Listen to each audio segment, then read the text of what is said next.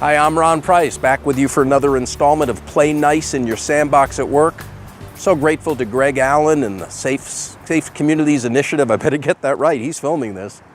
We've been doing this series from my book, Play Nice in Your Sandbox at Work, how to prevent conflict, that's the play portion, how to manage conflict productively, that's the nice portion. And again, I urge you to go to Safe Communities Initiative website. You see it right there on your screen. You can catch all of those videos. They're snippets from the chapters in my ebook, Play Nice in Your Sandbox at Work. And the E is perhaps one of my favorites. It stands for explore options, get out of the box. Again, when you're in a conflict with somebody else, you have your way of how it should be resolved.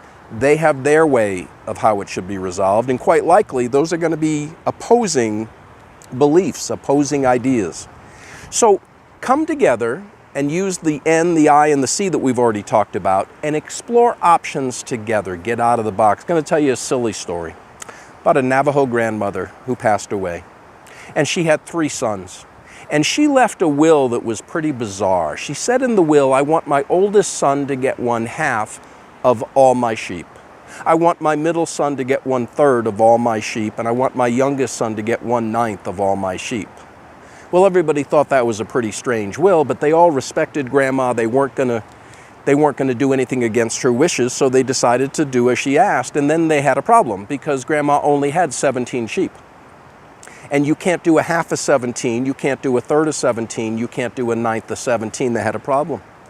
They went to an elder, a tribal elder that they respected, that had wisdom, and said, how are we going to resolve this? And the elder listened to their problem, said, I don't know. I don't have the answer for you. He said, but maybe you can help me. You see, I've got a sheep that I just don't do much with anymore. It's lonely. Would you mind taking my sheep, adding it to yours, and do whatever you decide to do? They said, sure. Well, now they had 18 sheep. And the oldest son said, hey, I can now take my 1/2 because 1/2 of 18 is 9 sheep.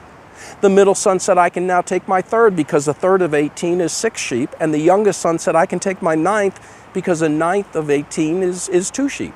Well, there was joy in Sheepville until they added that up and they realized that 9, 6, and 2 equals 17. They had 1 leftover sheep they had to bring back to the tribal elder. Now that's a silly story, but folks, don't miss the point. If you tell yourself there's no way we're going to get this resolved, then guess what? You're right.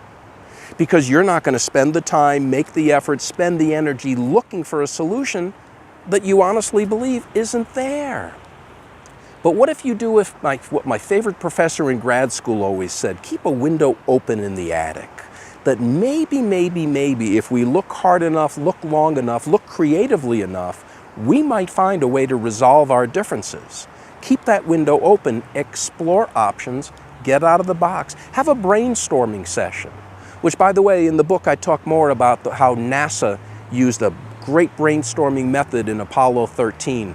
Folks, there's good ways to brainstorm, there's bad ways to brainstorm, but if you can do it effectively, you can probably get out of the box, you can probably find options that you wouldn't have thought of by yourself individually, and you'll resolve your conflict productively and go back to life, hopefully with a healthy relationship with the other person.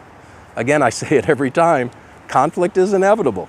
And as I've made the point, I hope, conflict's not always bad. It can accomplish great things. But damaged relationships, no. We don't need those, and we don't have to have those. I hope you play nice in your sandbox at work, at home, and everywhere you go. It's been great to be with you. Hey, maybe we'll do more of these. Ask Greg. Thanks.